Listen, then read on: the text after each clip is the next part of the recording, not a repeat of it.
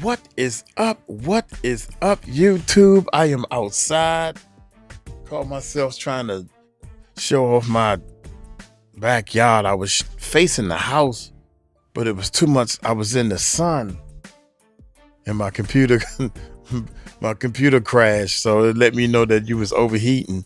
So I'm wiping it down to cool it off with this damp rag, so it can get some cooling. There's no fans on this laptop. Anyway, check this out, man. I have bad news, he says. Let's do this right here. The $50,000 creator. Wow, $50,000 a year? Or is that a month? Let's find out. We're gonna find out right after this intro. Let's check it out. Growth's got a formula most never learn. You don't need luck or talent, structure is earned. If you're ready to build and you know it's your turn, start with the 4 free videos, earn as you learn. Click on the more below to sign up. That's right, click on our links below. Sign up for my 4 free videos. Once you watch the 4 free videos, you can do a Zoom call with Uncle Mike. No pressure, no anything like that. Just to see where you at. See what kind of person you are. See if you have the qualifications to actually get into doing YouTube like I did, man. I'm a full-time content creator. I have started 4 YouTube channels, and they're doing great, man. I'm enjoying my backyard. It's nice outside. I get to travel. I went to the Bahamas. I'm on my way in 5 days. In 5 more days, I'm going back to the Philippines. Traveling and having fun. I thought this would never happen for me. I have a course, the growth formula. I have a formula that you can just follow step by step, all the way down to what you should be saying in your videos, what you shouldn't be saying, the whole 9 yards. And I think that a lot of beginners, when they first start, they look at all this free content that's all over the place. And they don't understand that some of this content is way too advanced. Some of the content is on my level. And I've been doing this for 7 years. And a lot of this content they telling you to do, I don't even touch. Stick to what you know. Get yourself a formula. Stop guessing. Get structure. And once you get structure, growth don't have no choice but to happen to your channel.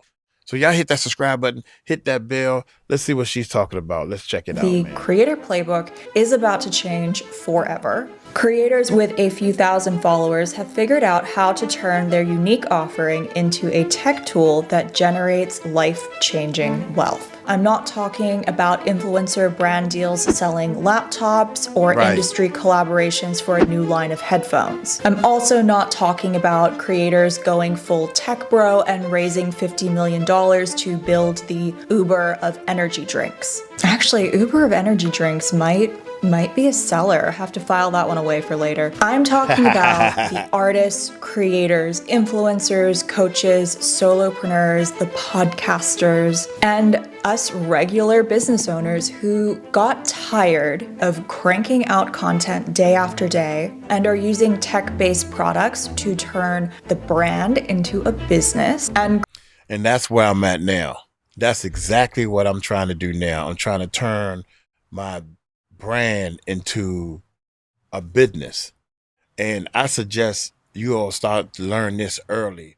I wish I would have done this 2 years ago. Here we go. gracefully depart the content creation hamster wheel / prison. To be clear, content creators have been building technology products and selling them for millions of dollars for years.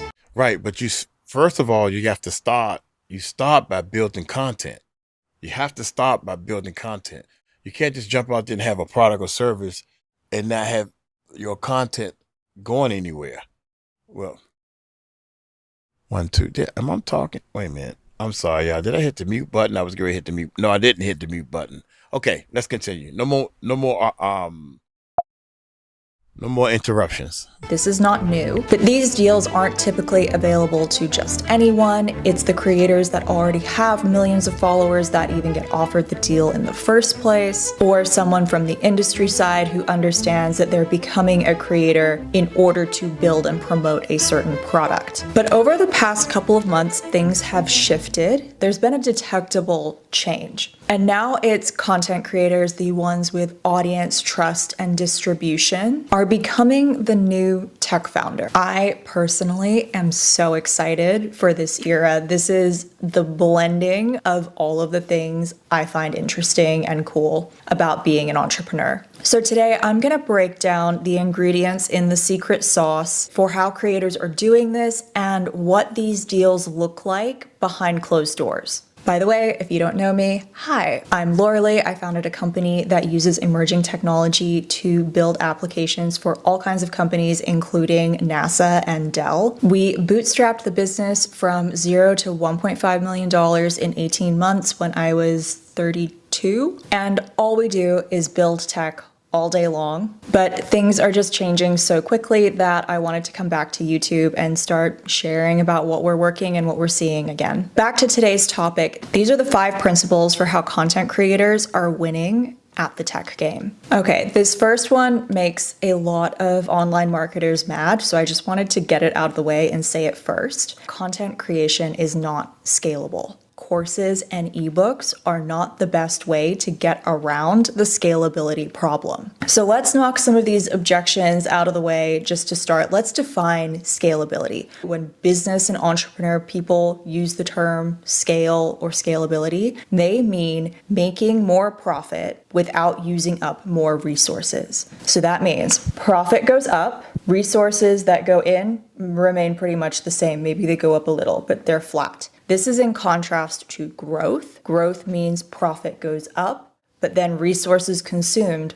also goes up. And with content, no matter how many systems, frameworks, AI, avatars you put in place, eventually your return on that content flatlines. Profit does not keep going up. That being said, you can grow potentially forever. You can create more channels, more accounts, and produce more content, but that's growth, not scale. And this is fairly common knowledge. Most people get this. You realize, okay, you scale with a product. And the first port of call for most people is a course, a PDF, maybe a mastermind. The problem with courses, other than the fact that people are very burnt out on them right now, is that it is not recurring revenue. A lot of the time, people buy once and then they're good, they're done, they don't need more courses. So you as the course creator either have to keep creating more courses for your audience to buy, or you have to continue to grow your audience to bring in new customers. And all you've done here is traded one hamster wheel for another. The creators that get it, they understand that the most direct path to recurring revenue and scalability is with a technology tool. So that's number 1.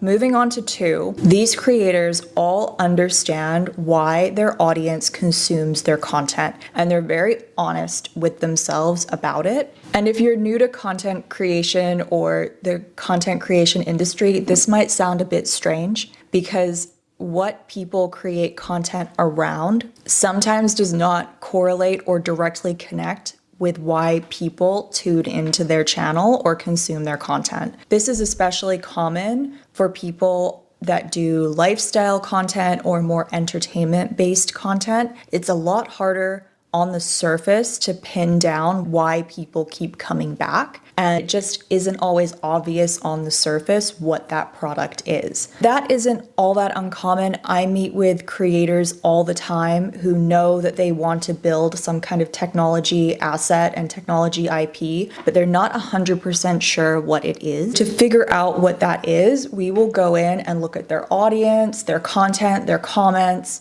the DMs, the online hate forums. At my company, Dauntless, we have a framework that we run all of this through, and that helps us narrow down on an app, platform, web product, or directory that represents an asset that's worth at least $20 million.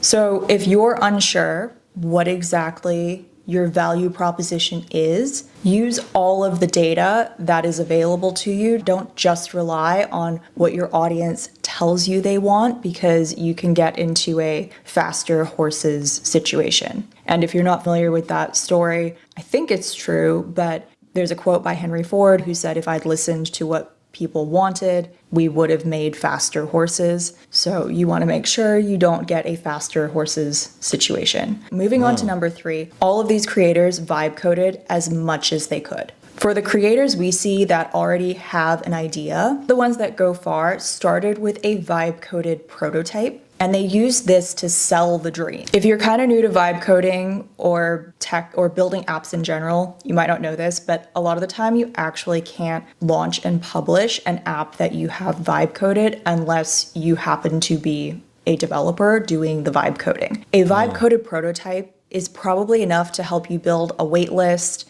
get a co-founder on board, or go to a venture studio. And like I said, sell the dream. And then once you have technical support on board, you can build version 2 that can actually go into the App Store or support paying users without having massive security problems and holes. If you take nothing else away from this video, let it be that launching a purely vibe-coded app is a liability. Make sure you have all of your security holes plugged before you do that. So yes, number 3, vibe code as far as you can. Use the vibe-coded prototype to sell the dream. Number 4, these creators are thinking in years, not weeks, and they're thinking in magnitudes of tens of millions of dollars, not this vague like, oh, this is a 6-figure business or that's a 7-figure business. There is a big difference between $100,000 and $900,000, but those are both 6-figure businesses. And the people we talk to that have kind of gotten over that are using concrete numbers. They're thinking in timelines that are not get rich quick, it's get rich forever. They're done messing around, they're done taking shortcuts. For them, this is the real deal. And then number 5, they're building with the intent to sell. You'll hear this term thrown around from time to time, built to sell. What does it mean? While being a creator is a dream job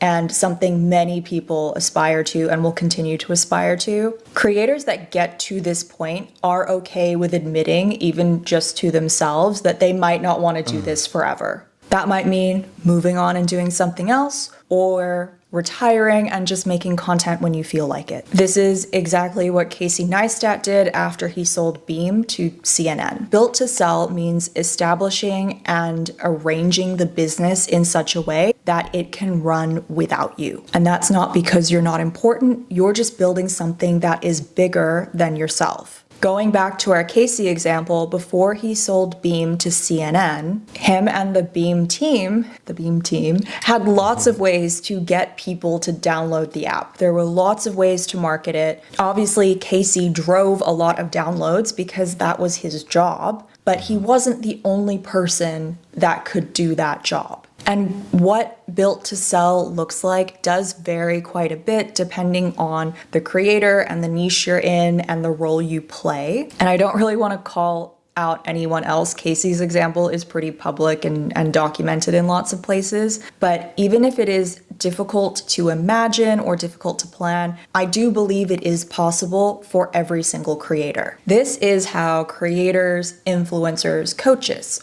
artists, podcasters, us mere mortal small business owners are building multi-million-dollar businesses from a social media following. Developing a technology tool is not an overnight endeavor, but right now is the fastest that you can go from idea to launch ever. And that's in big part thanks to AI. And if I told you 2 years from now, you would be negotiating a $50 million sale of your tech asset, you would lock in so fast. But if the reason you haven't is because you don't want to become a tech bro, you're not interested in being a big time CEO, or you just prefer to do things on your own and don't want to be in charge of managing people, which is totally fair, I will link some resources below for you to check out. The one-person tech company is entirely possible these days. You can also work with a venture studio. My venture studio, Dauntless, specializes in building software products. We have a whole bench of founder level specialists from engineering to AI to product management. And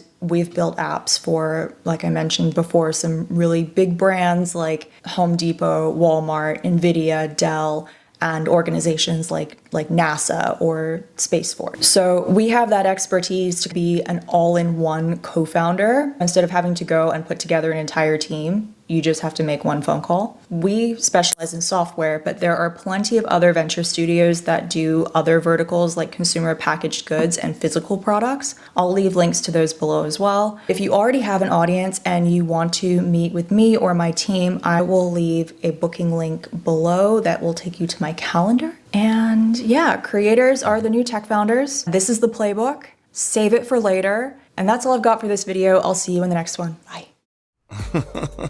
Wow. Now, that video right there is way too advanced. But it's something that can actually keep you thinking about how you want to move. Once you start moving in your channel, which direction you want to make sure your channel is going into.